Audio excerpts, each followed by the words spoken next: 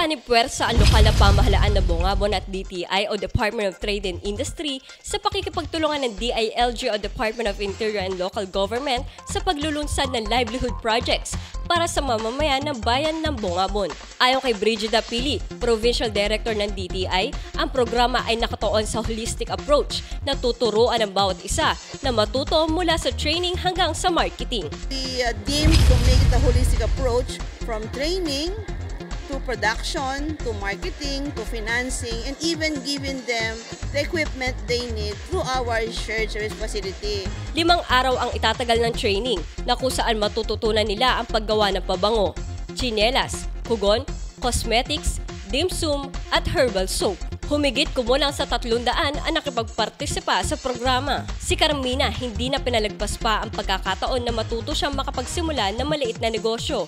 Malaking tulong umano ito, lalo't sa katulad niyang walang sapat na pinagkakakitaan. Ang purpose po namin, makakuha po kami ng extra income. Pag po natuto kami, syempre po, para makatulong sa pangkabuhayan. Ang livelihood program ay isa lamang sa bahagi ng GPB o Grassroots Participatory Budgeting na mas tinatawag noon na bottom-up budgeting na programa ng pamahalaang nasyonal. Ngayong taon, 17 sa 32 bayan at lungsod sa lalawigan ang makakatanggap ng 15 milyong piso sa ilalim ng GPB. Ayon kay Provincial Director DILG Abraham Pascua, ito ang kauna-unahang pagkakataon na naglaan ng gobyerno ng ganitong kalaking pondo.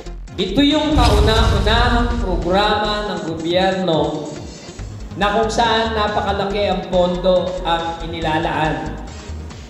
Para sa inyong pong kaalaman, sa taon pong ito, mayroong 17 bayan sa lalawigan ng Nueva Ecija na tatanggap ng tig 15 million pesos.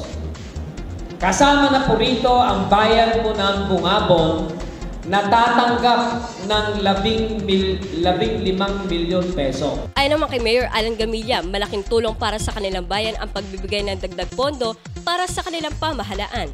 Malaking tulong po ito dahil sabi ko nga po kanina, ito po ay pangarap lang nung una na kung titignan po ninyo ang ating pong pamahalaang bayan ay hindi naman po sapat ang perang dumadating po sa atin. Hinahati-hati pa po natin ito sa maraming programa po natin.